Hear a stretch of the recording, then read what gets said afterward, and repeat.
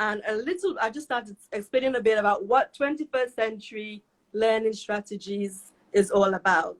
That it is a thing, it's a big thing, it's an international thing, and we should all be aware of it. So that's why we're here today, to educate everyone a little bit more about it, right? Yes, And yes. yes, so and see how we can also all assess how are we doing. Are we ready for this change?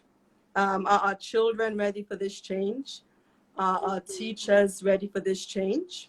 I just want to type in the topic so that people who are not aware and join aware of what it is. Okay. So, Nefertiti, I want to pronounce your name correctly. Although we have met before, we never really talked about surnames, and I hate pronouncing people's surname the wrong way. So I said Pampolu. Pupulampu.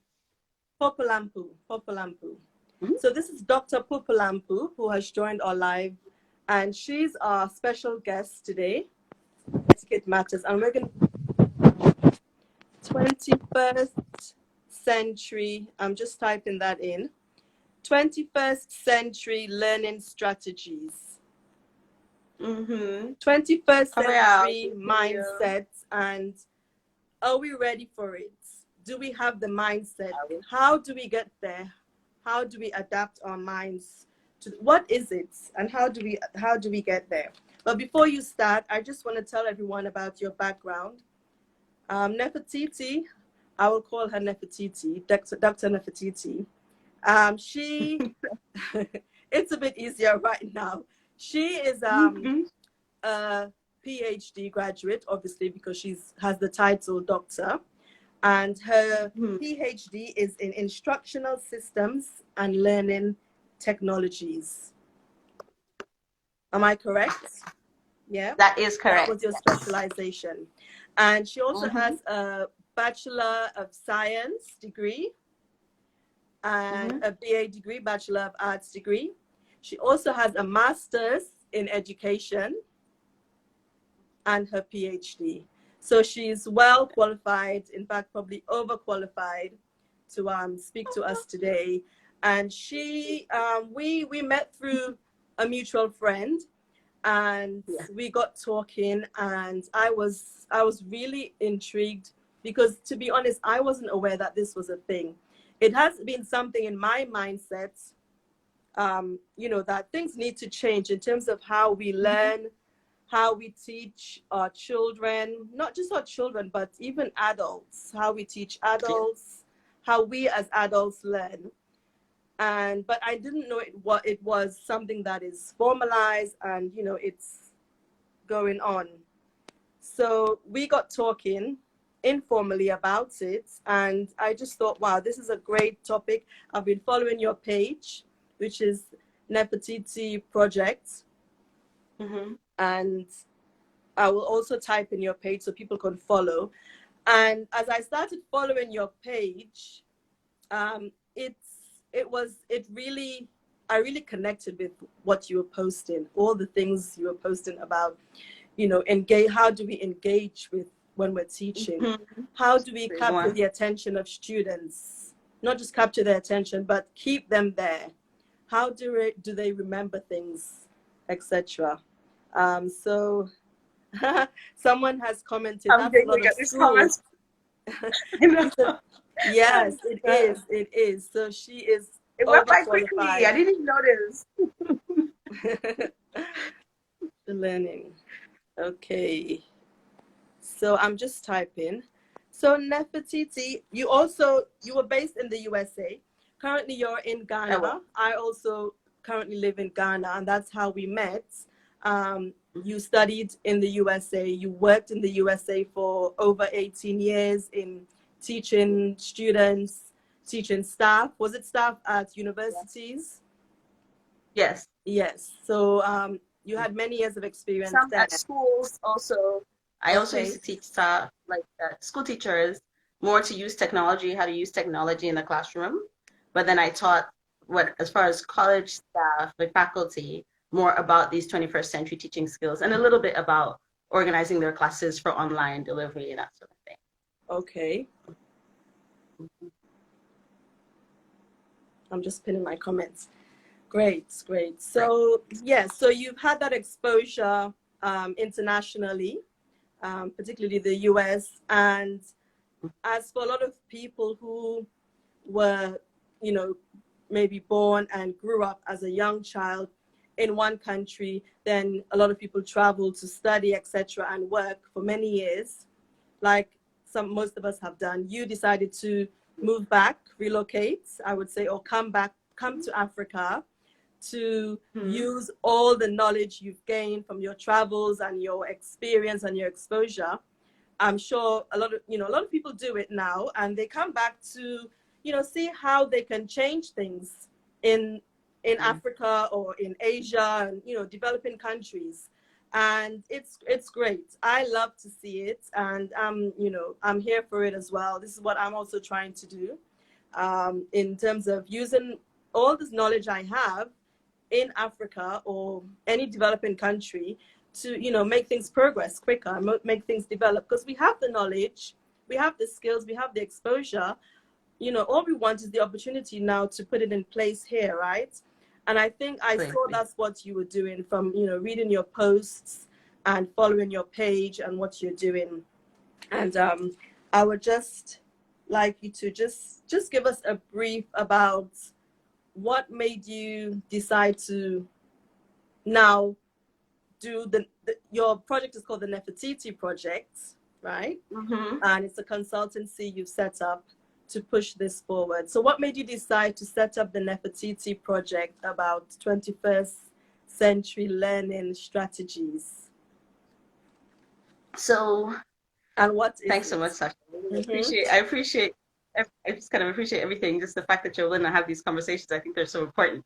Yeah. So I actually started the Nefertiti Project in the States originally. Okay. And it was pretty much my consultancy there for training people to use 21st century teaching practices. Yes. And just training trainers in general to be effective in the way that they teach.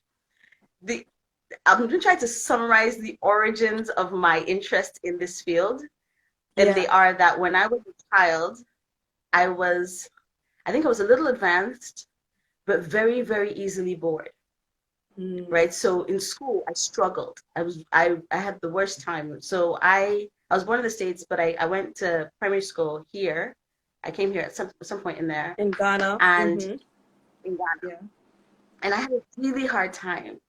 Because I came from Montessori school in the States, right? And I came here, and it just felt restrictive. I felt like, why is it so boring? Why can't it be like even a little bit fun? Does it have to be so painful in order to be effective? Yeah. And sort of the principle here is that it does, right? If it's fun, it's not good teaching. Good teaching is going to be sort of like strict and painful. And I disagreed with that so much, and I believed I was right that it didn't have to be that way. So I kind of just held this throughout school. Right. I remember, because I did the IB, I did from 1 through 5 at Ashwata, and then I went to SOS, I did the IB. And when I did the IB, the International Baccalaureate is an excellent program as far as intellectual growth. And it does have a certain learner centricity and a focus on developing the mind. So then I woke up, I was like, this is it. This is so much better. And I can see what it's supposed to be like. I started to believe that. So fast forward to when I started teaching in the States, I was on fire. My classes were just crazy, fun, but I was known for the fact that my students knew what they were doing.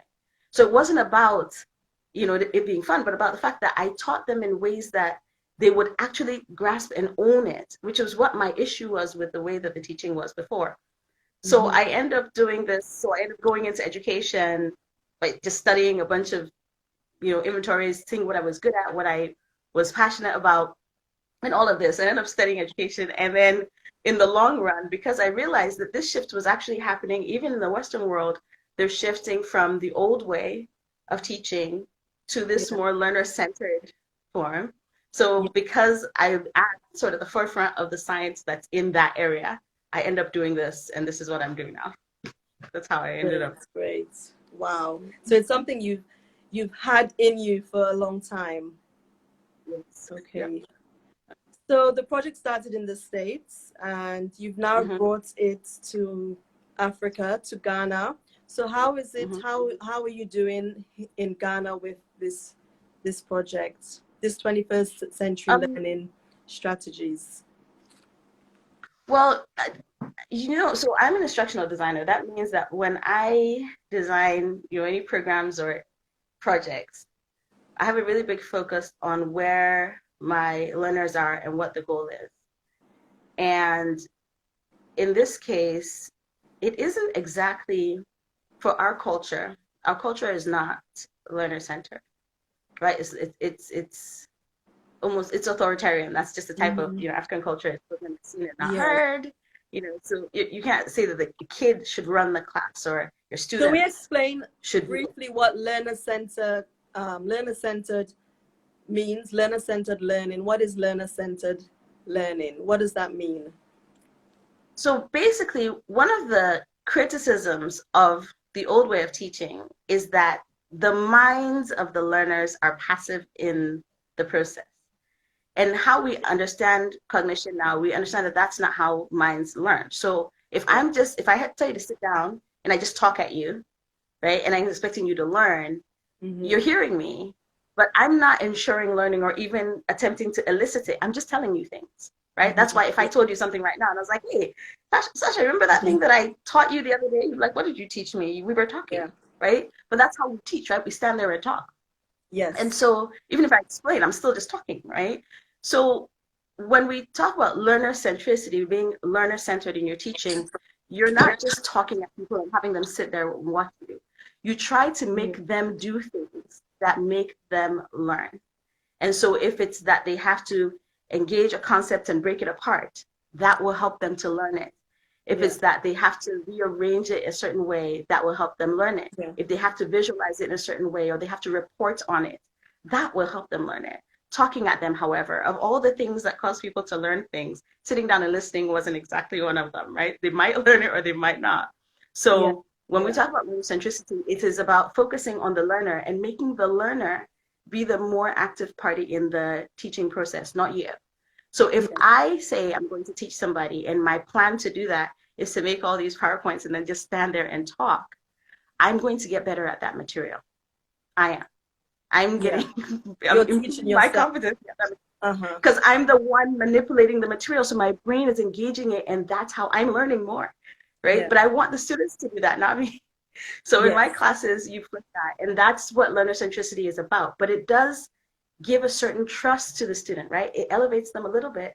It says, hey, you can do this too. Here, do it. And you're going to learn through the process. And any mistakes you make are perfect because that's part of the learning. And I'm here to facilitate and to pick up. And that's how you even remember it better. Everybody here knows, right? If you ever had a quiz, the question you got wrong is a question you'll never forget. You'll remember. And so you always remember it. You never forget the one you got wrong.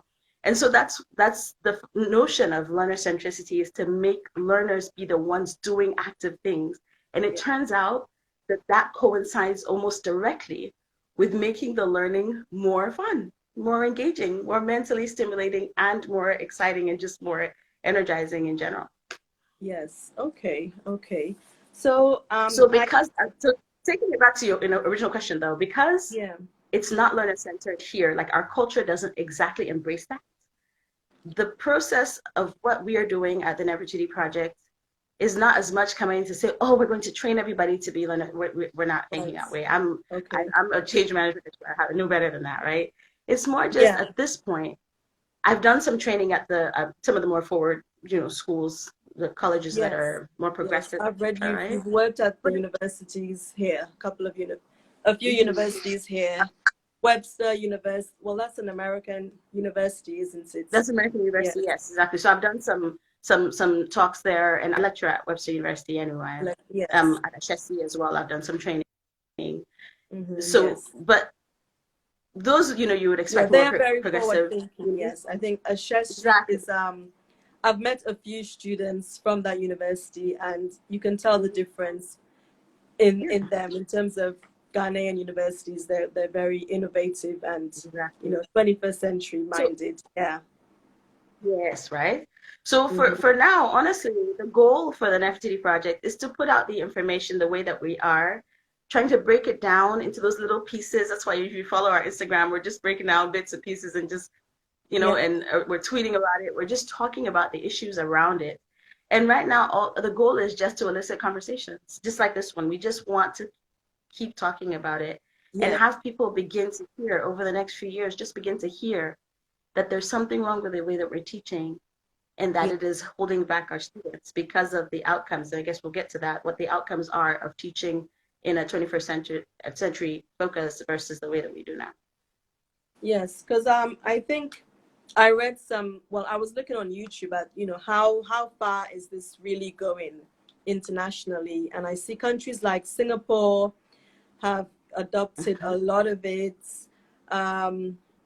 England, I didn't see a lot going on there because I'm British educated, and I went through the A levels, GCSEs type of lecturing, and you study for 2 or 3 years or 1 year, and you have an hour exam to input everything you've memorized throughout, because it was basically memorizing things, staying up all night to memorize. That's what you did to pass those exams. And a year later, even 6 months later, you wouldn't remember anything, that you really learned. You get into a job and you don't remember any of it because it wasn't practical.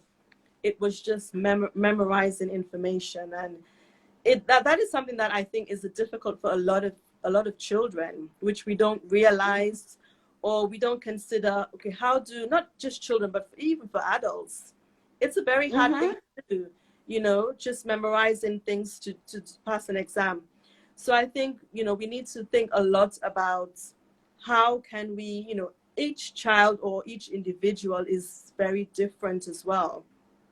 A levels, that way of learning, it may not work for everyone. It doesn't mean they're not capable or they're not intelligent, but it's just the wrong method of teaching or learning has been applied to them all their lives.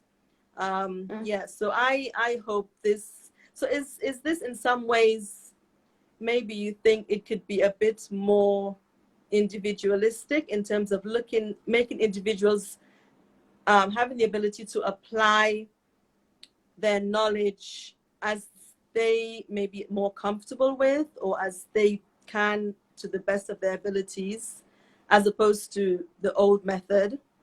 Will this 21st century strategy, do you think it has any leeway for that? Okay, so, there's this notion of, and I'm going to mention this idea of, people talk about learning styles. A lot of times when people talk about how do you make it individual to the student so that their style is accommodated, etc. We talk about learning styles. The truth is that, the truth is that when it comes to cognition, the specific way that we present, like the way that maybe we're more comfortable presenting it, or maybe the way that we're most comfortable hearing things, are less important than how our minds are dealing with the concepts. At least for me as a cognitive scientist, this is where we are in the science, right? Okay. So what that means is that even in a class, I might not necessarily say like, okay, I know that this person learns this way, and so I'm going to give them that, or that person learns that way, and I'm going to give them that. I know a set of activities, things like meaningfully applying the concepts, reorganizing them, visualizing them, etc., that I know that those concepts will make them learn. Yeah. And so I will make sure that the activities and the environment have those in them. I might do that for all the students, but what happens because of the fact that intrinsic in that style of teaching, each student will sort of customize it to themselves. That's it. Because you made it about the students, the one who's going to report it. They're the one going to make them meaningful. So meaningful to them is going to happen inside of them anyway. So I don't have to worry about customization. Yeah, because I'm already having them do the activity. Because it's their input, their own personal individual input. So that would help them to remember it. Just the fact that they're doing their own inputs in. Exactly. They own it versus memorizing and forgetting it. But this idea of, it might be difficult for somebody to memorize, But we used to think that that was important. So if it was difficult, it was a muscle you needed to exercise so that you could get better at it, and then it would become, you know. But the truth is, for those of us who design instruction anyway, we understand that effective assessment, and this is a really important part of well-designed learning, is that it's not just the teaching, like how we teach, how the curriculum is written, the sorts of concepts we say we're delivering, or the competencies that we're giving the students, but how they are assessed. What are the tests and exams, and however the students are assessed, what do they look like? And those should align with the learning objective. If the learning objective is that this student is able to do X, Y, Z, then we should not be testing their memory, because there is a type of exam that rather than testing whether X, Y, you know, student can do X, Y, Z, we're testing how well can they memorize. And that's what, you know, for in 21st century teaching, you would make sure that your assessment is aligned to your initial objectives. And it's one of those first things. So the curriculum evaluation, you start with the assessment first. You start with the objectives. So you always start with the learning objectives. What are the goals for the students? What do we need for them to know or be able to do, and to what extent by the time it's done? And then from there, we work backwards to so normally for a well-designed curriculum, the shell of it would be those learning objectives. Usually they come from something practical, like the field needs them to know this, or, you know, that industry, this is what they need. And then we break it down to a topical outline. What are the topics they need to know? And then we break it down to performance objectives. What are the things they need to be able to do, whether physically or in terms of their affect, or in terms of like cognitively, what do they need to be able to do with this information? And those three together, we make sure that the assessment assesses those things, not their memory. Good. That is so important, because sometimes it's difficult to know where to start as a trainer or, you know, teacher. Do you start with, okay, how do you want to assess them so that you know what to teach and how to teach it? Or do you start with, you decide what you want to teach, and then based on that, you decide how you're going to assess their knowledge? So that is very interesting, very, very good. Always objectives. It always starts with an analysis of the needs of that training. What is that needed for? And then the first thing you write are your objectives. You define those, everything else falls into place. So if anyone has questions, please don't be shy. Don't hesitate to type in the comments, or there's a question box or the comment. You can type your questions or comments. I wanted to ask you about teaching, because I teach in etiquettes. I train children and adults. Does it differ in terms of these 21st century learning strategies? Does it differ for how you do it with children and how you do it with adults? Or it's the same concept?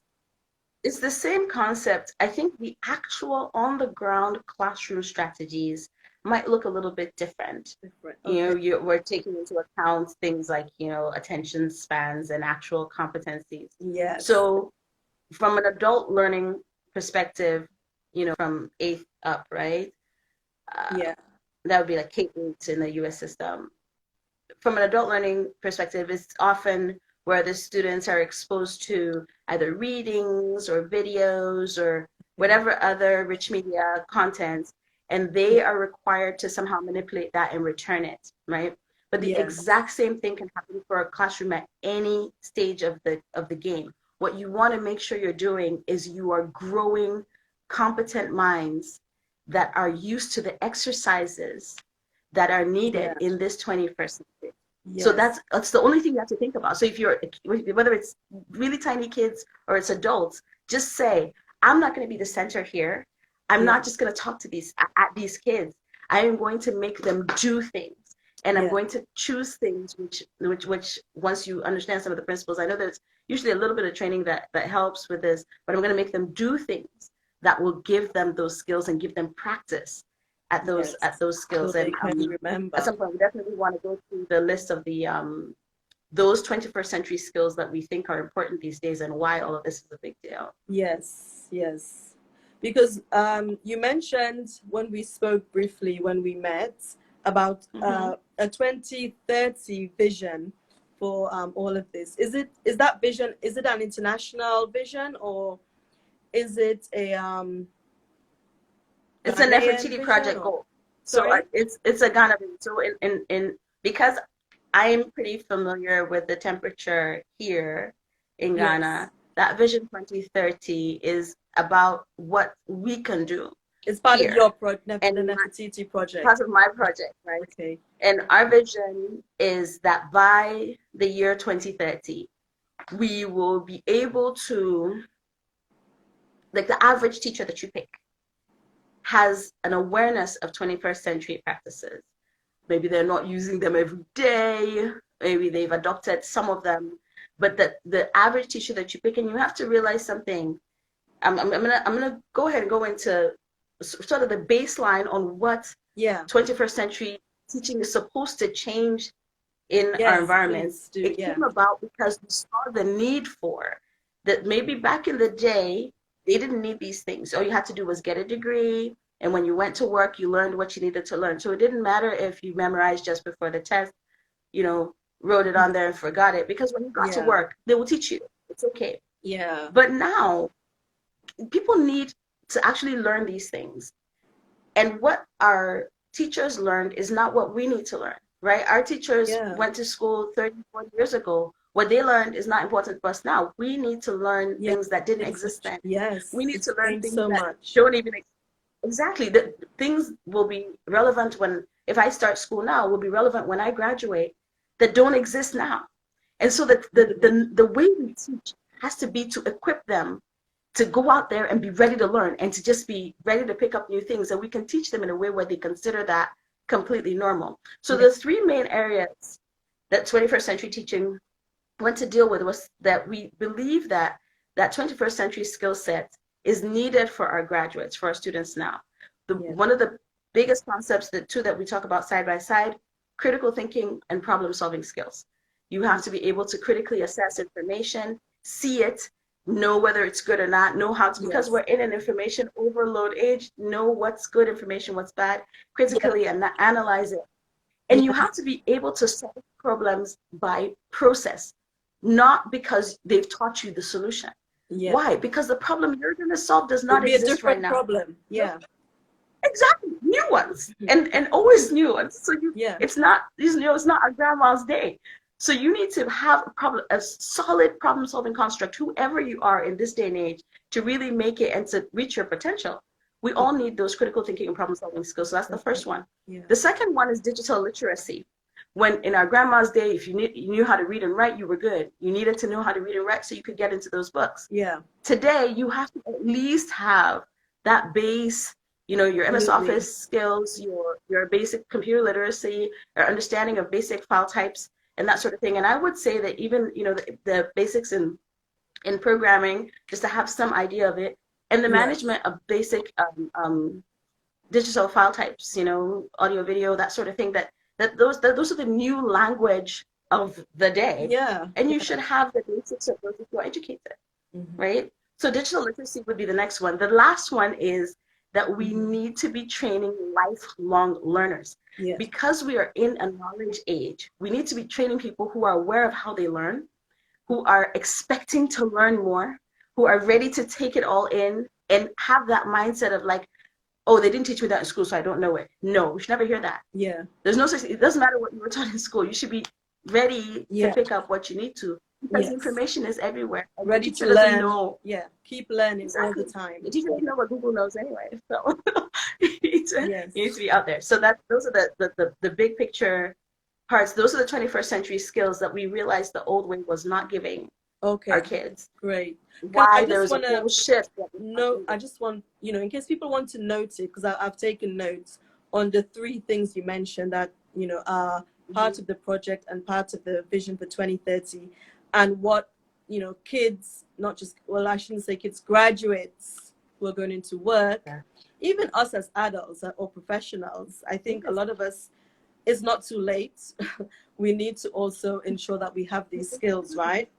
So number one was critical thinking, Or was that Mm-hmm. number 2? Critical thinking and Critical problem thinking and solving. problem solving are put together. Mm-hmm. Yeah, because they go hand in hand. Very important skills. Number 2, digital literacy. Mm-hmm. Yeah.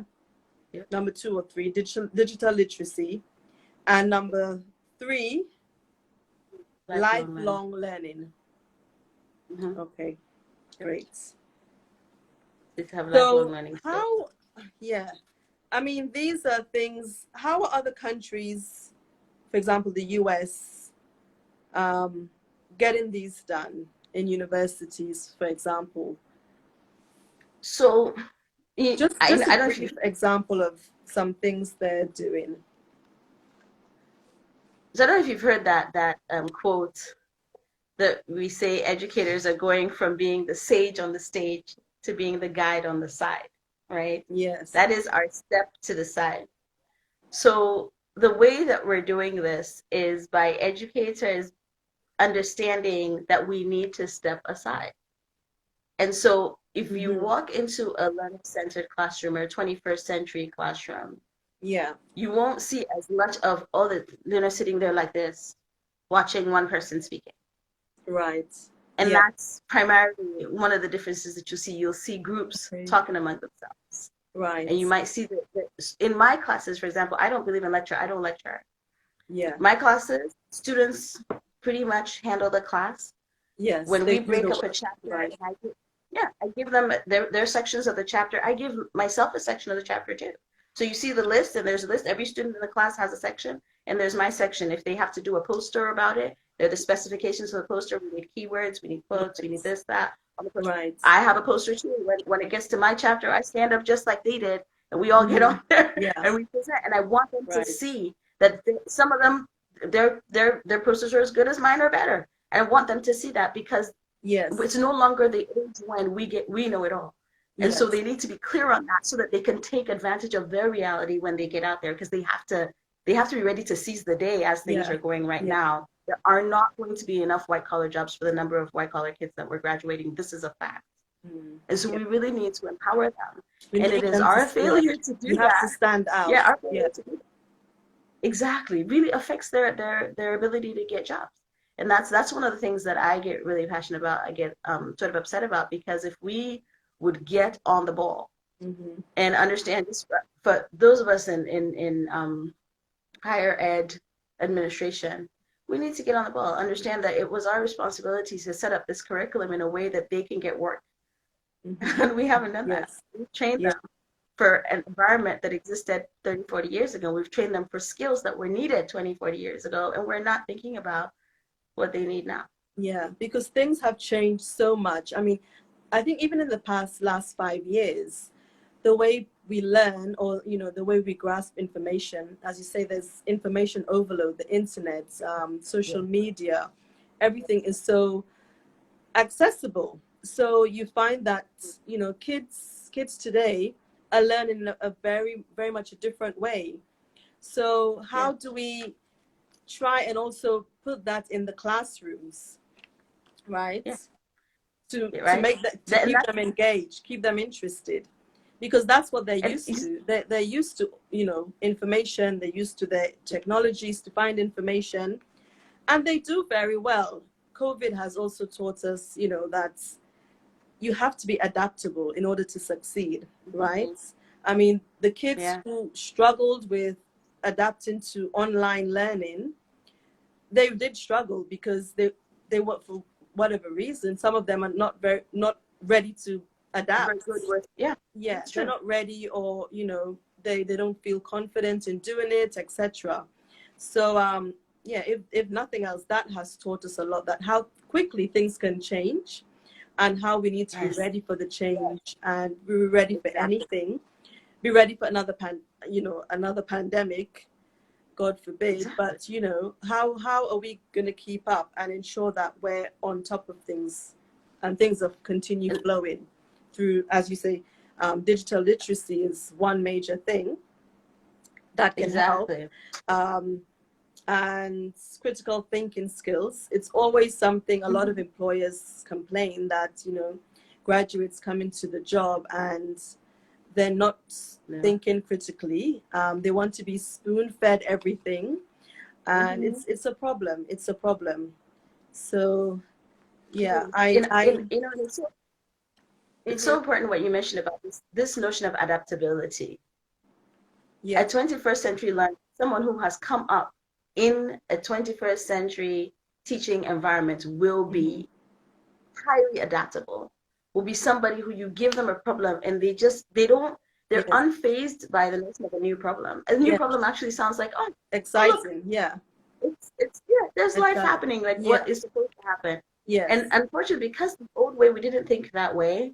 And in Ghana, sometimes it hurts me when I hear these stories, even from universities, of faculty, like teaching faculty telling the students, oh, you can't think through that anyway. Just make sure you memorize exactly what was on that page and write down exactly. They mean to the letter. Write down exactly what you saw. Yeah. So they don't even have to think. Don't think. You're telling them don't think, basically. You're actually punished for that. There's one of my good friends who's graduate in engineering, and he's really, really smart. Just one of these people, And he told me how he watched his first year. He watched the smart students figure out that they needed to stop thinking. And so at first they would try to actually answer questions on exams and things. They would do things, and then they realized, wait a second. The marks are going to the people who memorize it and regurgitate exactly what is there. And he says, you see all these lights go off. By second year, a lot of them they've quenched whatever zeal for learning that they had, and they have figured out that the trick here is you memorize and you get out. And he says it's the saddest thing, and when you ask questions, when you're genuinely curious, and when somebody is learning, the fact is the mind is not a list, it's a network.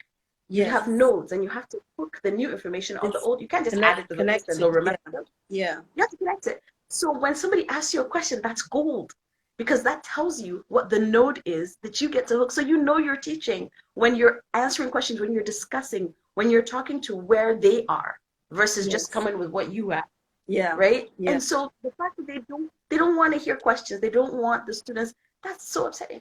Yes. It's so upsetting. It is. It's very, very sad.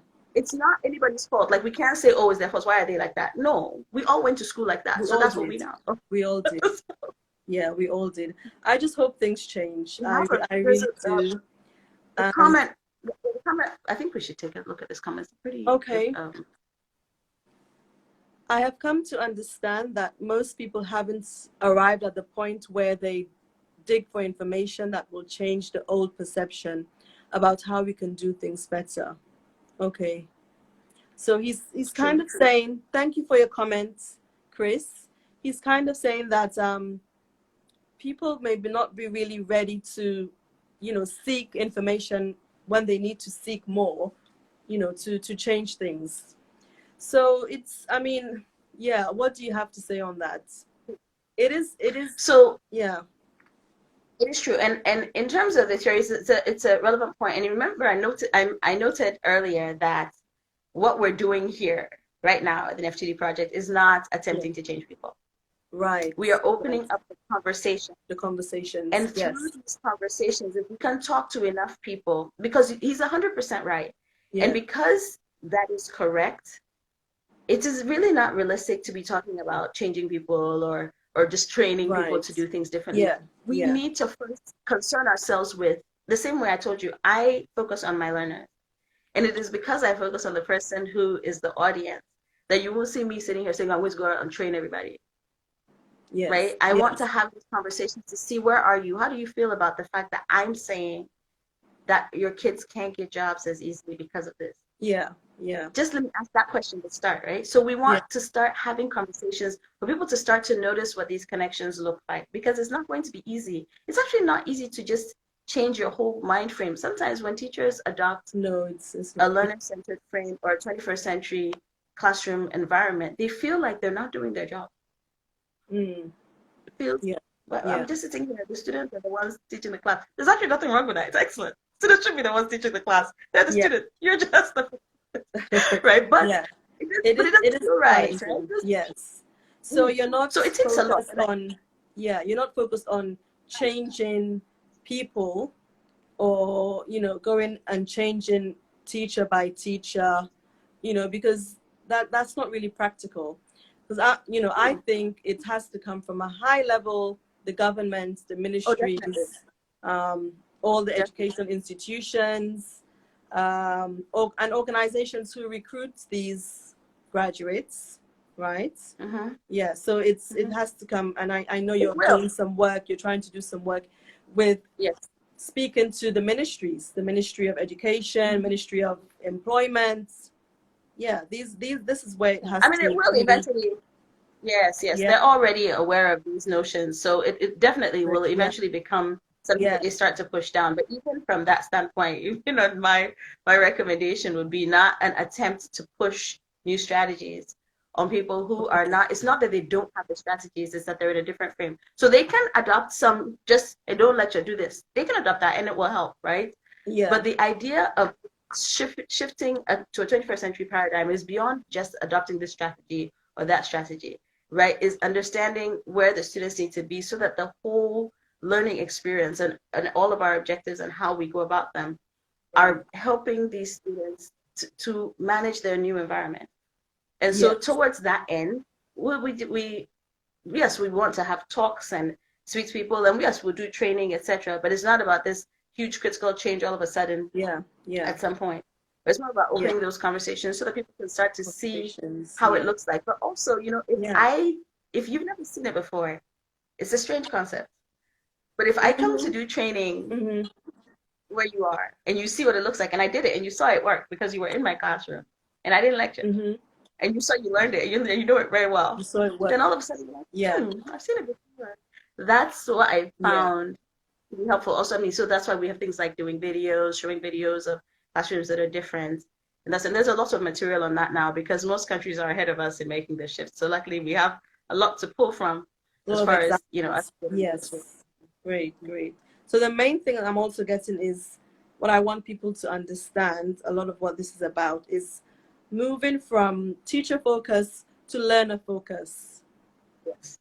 So Yeah. focusing as a teacher, as an educator, um, focusing on the students rather than focusing on yourself in projecting information. Yeah. Yes. So the That's new key. terminology is the Uh-huh. old terminology was student, the old term, and the new one is learner.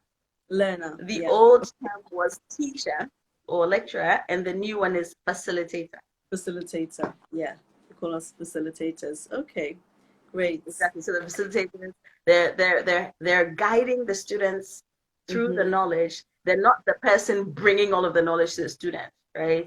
If the student needs to learn how to use the latest software in accounting, and I went to school 30 years ago, I didn't use the latest software in accounting. Yes, you can't. Yeah, you can't do it. Yeah. I can't bring them expertise in it. What I can do is in a 21st century paradigm, I can take them through the material on that software and have them create projects and present to me, even if I've never seen it before. Yes. So in 21st century teaching, we don't rely on the expertise of the facilitator. We rely on the facilitator's knowledge of what the student needs to go and know. They might not know it themselves, but they know the student needs it. That's why you are the guide. Yes. You are no longer the owner of all the information. Yeah. You are now the guide, and that is The that guide, step a to the guide. side. So Yes. side. So Yeah. they a guide and to yeah. to Continue. their learning. And Mm-hmm. you got to remember that the reason why it's difficult is because where it comes from, back in the day, the only way you knew about something was if you studied it or you apprenticed under someone who studied it. Because there wasn't the internet where you could become an expert in something where you never met the old master in that thing, right? Yeah. So we're used to that idea of like, this man knows all about someone. So those days are over. They've been long. Yeah. So we definitely, now we're guides. We're not teachers. We don't own the information. Yeah. Because as you said earlier, everything is on the internet. So sometimes, as a facilitator, it's like, well, they can find all this online.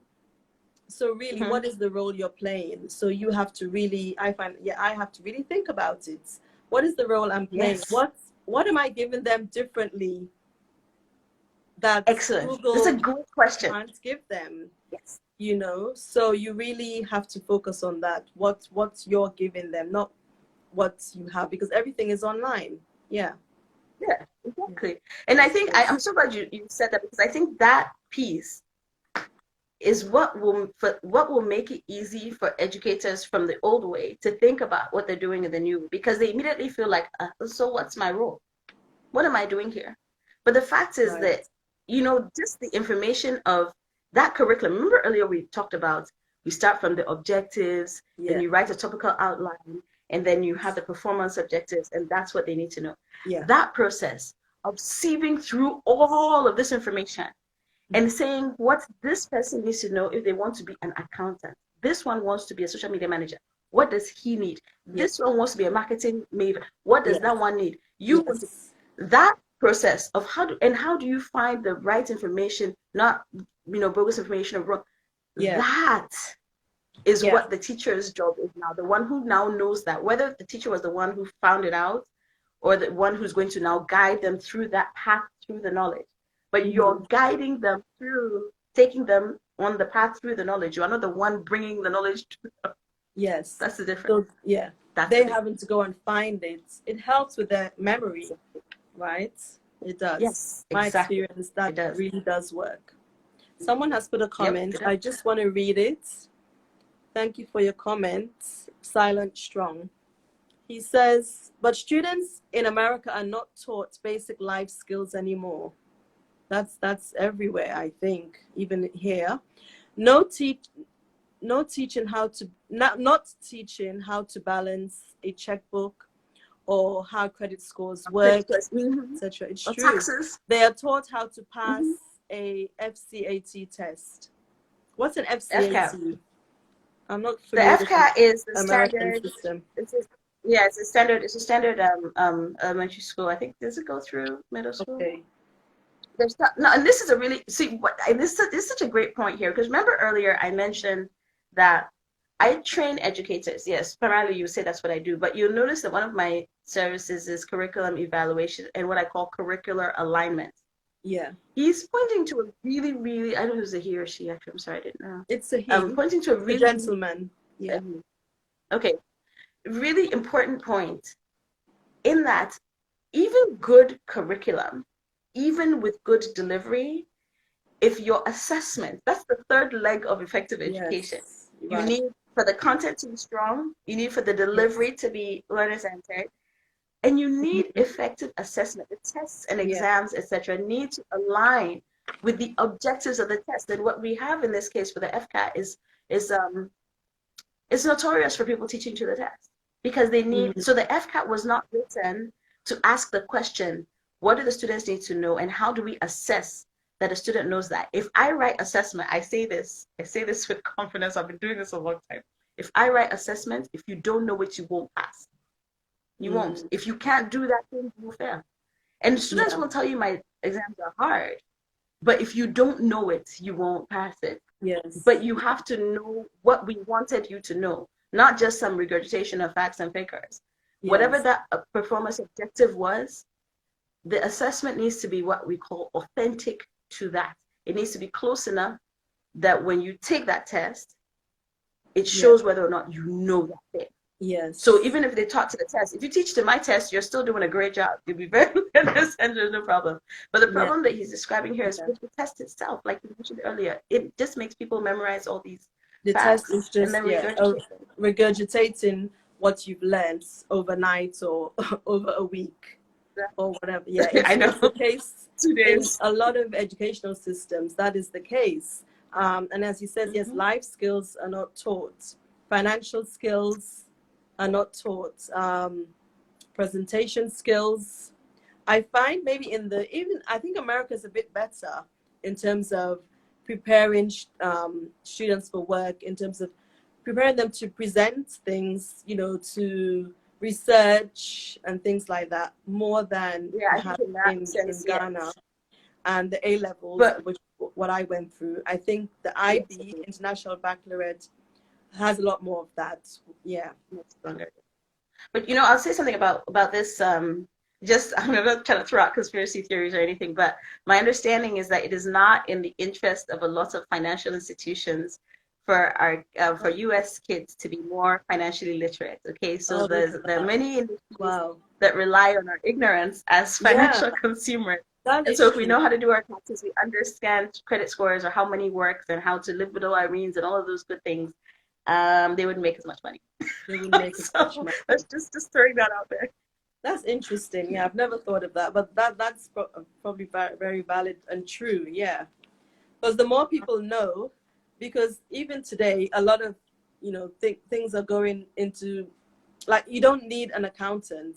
For example, soon I don't think you will need an accountant for sort of basic, because I try and do I'm not an accountant person at all, or a math person. I'm a law, which is reading, and totally math is a no-no. But I find that I can find things online that can get me through. Yeah. So yeah, I guess it's scary if we all know too much, right? Yeah. Yeah. For companies. Great. Do we have any questions or any more comments? Great Please comment. drop any comments or questions in the comment box, or there's a question box as well.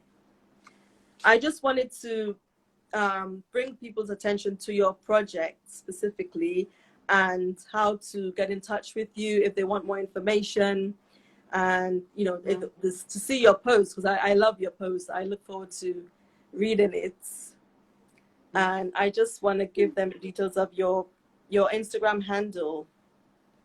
So it's I'm just going to put it in the comment box, but actually if they just click at the top, they will see a drop down of the title of this topic, and then your Instagram is right there. But I'll type it Yeah, and I'm on Facebook as well. The Facebook. Nefertiti Okay. Project. Yeah. The So it's website, the nefertitiproject.com. There's a blog on the site, but also all of the social media links are on the website. I'm on LinkedIn. I have a couple of YouTube videos, but more just talking about the project and yeah. some concepts. I'm Yes, also that would be launching a great. piece of software that assesses teachers' learner centricity, just basically their 21st century teaching skills. So it's self-report, so they'll answer the questions, and it gives you a score in these different areas of learner-centered teaching and tells you how, where you stack up. And then Okay. if you want to, you can send in for either for, to schedule training or one-on-one coaching on wherever you are, or you can schedule for or you can send in for us to give you more tips on the areas that you weren't so strong, because there are various components. There are actually quite a few components that go into both teaching Yeah. for people to learn and teaching for people to stay engaged. And so we assess you on all of those and your learner centricity overall, and then we can give you feedback on the various areas how you did, Wow. etc. Great. So that So tool should be teachers can launching next week. access. When is that launching? Next week. Should be launching next week or so, in the next week or Okay. two. It'll be available on the Okay. website for the first week or so. I'll probably just beta it with a few educators, and then we'll think about maybe taking whole schools, like Great. groups of educators, and putting them through it so that we can discuss where they are, and kind of get Yes. a good feel for if we did want to do some training or discussions or talks, what they would look like. Right. Great. That sounds great. It's good that people can hear about having access. Teachers hear that they have access to such a program, or such facilities. So we're coming to the end. If we don't have any more questions or comments, I want to say thank you so much for taking time to do this live. I was really looking forward to it, and I've been watching YouTube videos, and I'm just amazed at what's going on in terms of 21st century learning strategies around the world. Yeah, Singapore is, like, I think, way up there with it. They're Yes, very they do a much great job. advanced in terms of technology, and I think that has helped them a lot, because in the classrooms, the kids are so excited. I've seen YouTube videos of the kids, and they can't wait to get to school. And it's like, I mean, but wow. you see their environment, you see their society. Just you can Yes. tell. This is one of the Yeah. things why I feel so strong about this for Africa. if you put these types of problem-solving skills in the hands of the people, your entire community, your environment, your society, it shows. Yes. You know, yes. it creates new opportunities, developments, just people solving problems in new ways. Yeah. And that grows exponentially. You really just have to seed it. And so for, you know, for this part of the world where we kind of have, sometimes it looks like a regressive effect when it comes to these things, like we're going backwards, you know. Yeah. It's so important. It's really important that at least in terms of our human capital, which is the one thing that we can always say we have, right? That we're thinking about how to seriously invest in these young minds and give them their best potential, and in a global economy, give them that shot at being able to compete anywhere, right? And they won't have that if we keep teaching them the way that we are. Yeah, definitely. There's one comment, I think a last comment before. Chris says, I think with the facilitators approach, really, the facilitators approach really aids students to acknowledge and appreciate detailed information that reflects value. Yeah. Yeah. So the facilitator's approach is very important. Yeah. You see that statement shows an awareness of it. There is a richness in learning when you facilitate versus lecturing at somebody. Right. The learner gains more than you see, and you cannot simulate that. Only that person's own mind going through the material can do that. You can't make it happen. You can't create that. You have to let the learner engage the material themselves, and you just stand back and facilitate. And that magic happens because that person's mind is doing work, and that mind has power. You get out of the way. Really, you know what I mean? Yeah. And so it keeps them engaged. Yeah. Yes, which is so much easier anyway. So it's more fun. It's really better for everybody. I think one of the quotes that I put on the on our social media was that learner-centered teachers is better for employers. It's better for the economy, right? It's easier for teachers. It's easier on students. So the only part that's difficult is us making the shift from here to there. It's actually easier all the way around. The mindset shift, yeah. Yes.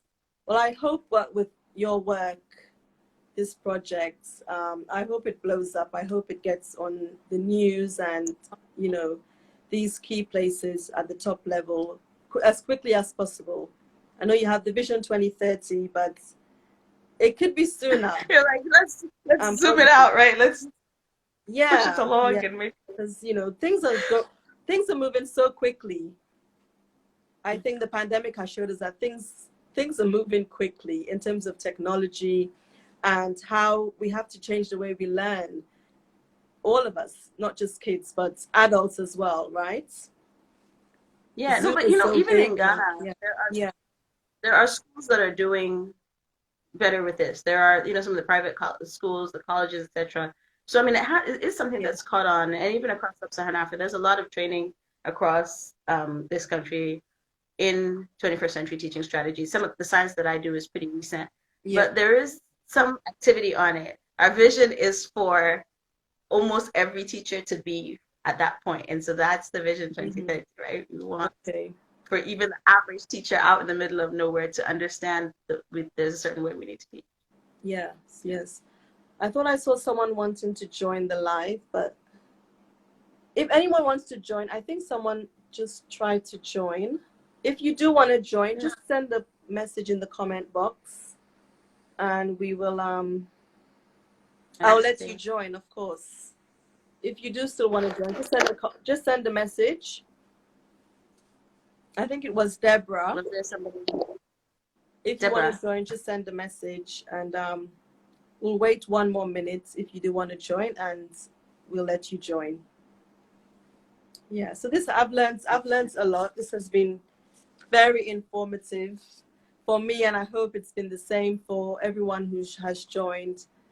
And I'll take the opportunity to say thank you to everyone who has taken time to join us on this live. I know time is precious, and I value people's time very much, like I value mine. So thank you so much. I'm not sure, she hasn't sent a comment to say whether, Deborah, would you like to join the live? Okay. Thank you so much. Okay, I've seen some waves and comments, but not comments, but waves.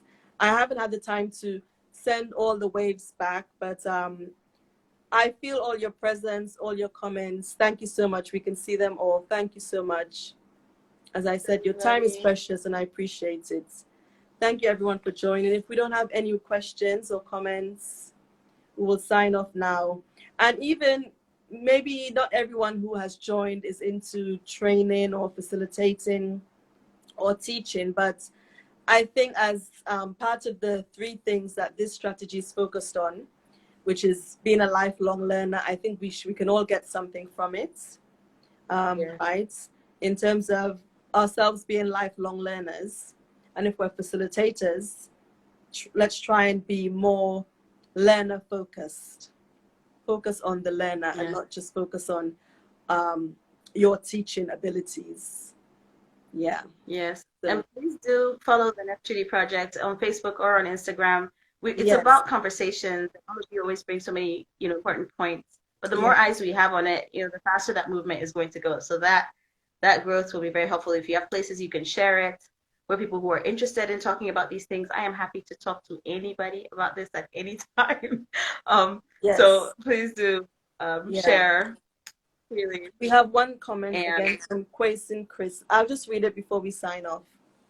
He says, I believe the facilitator's approach also points students to themselves, encouraging them to be more independent in discovering more innovative ways and not always dependent before they can solve issues. Yes.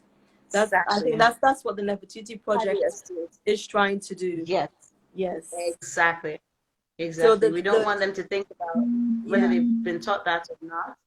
We want them to believe that they can just want to actually go and find out and find the information and apply it. I think a lot of it is about application, because yes, we go, we learn, we know things, but how do we? Sometimes they don't know how to even apply it to a job, right? Practically. So that comes back to critical thinking and problem solving. How do you apply what you know to solve a problem? Yeah. Yeah, Kristen could be a really good 21st century advocate. I think you would. It's great. I'm excited. I'm positive and excited for you and on this project. Please, everyone, follow Nefertiti Project. Learn more about what it is, because it's going to affect all of us, even if you don't have kids.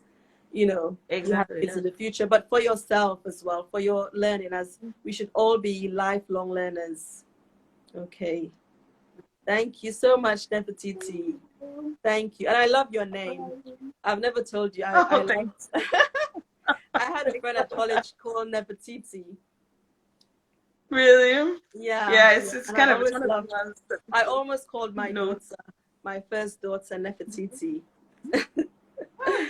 Yeah. Could be more of it. It's such a beautiful name. It sounds so regal. It's a queen's name, yeah. Queen of Egypt. Yes. Egyptian queen. Yeah. Beautiful.